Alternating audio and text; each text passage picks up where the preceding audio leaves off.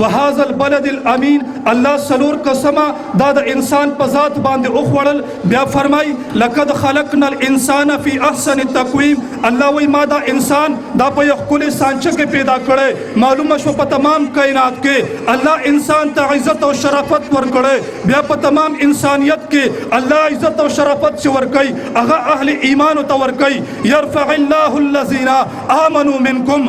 معلومه شو په تمام کائنات کې الله عزت ورکړي هغه انسان ته ورکړي. په تمام انسانیت کې الله عزت ورکړي هغه اهل ایمان ته ورکړي مؤمنانو ته ورکړي. او په تمام مؤمنانو کې الله چاته شان ورکړي چاته مقام ورکړي چاته رفعت ورکړي چاته اعزاز ورکړي چاته عزت ورکړي هغه علماء کرام دي. والذین اوتوا العلم درجات. دا الله قرآن اعلان کړي زه د اهل علم درجه اوچتوم. بیا زویل شما حضرت علی رضی الله تعالی عنہ هغه به فرمایل رضینا قسمت الجبار فینا.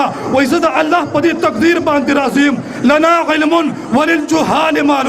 الله وای ما ته علم را کړی جاهلانو ته الله مال ور کړی.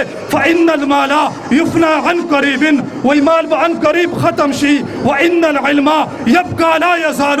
لیکن دا الله علم نه ختمیږي. دا علم ما سره دلتم دی. دا علم به ما سره قبر تمزي.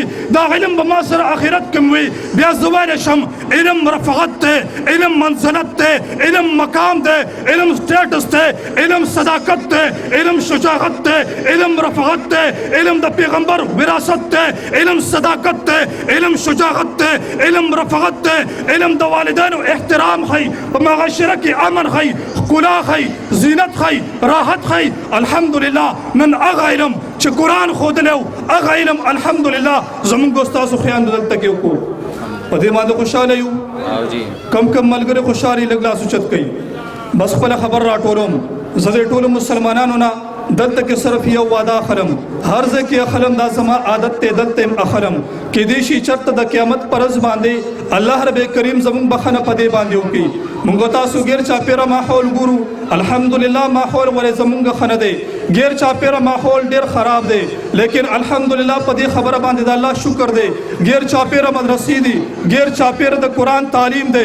غیر چاپیره د قرآن کریم زده کړه ښودل کېږي.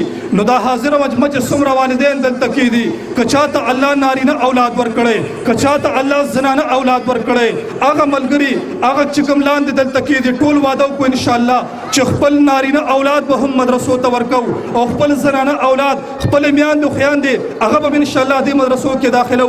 کوم ملګرو انشاءالله اراده د هغه لاس اوچت کړي. جزاکم الله احسن الجزا.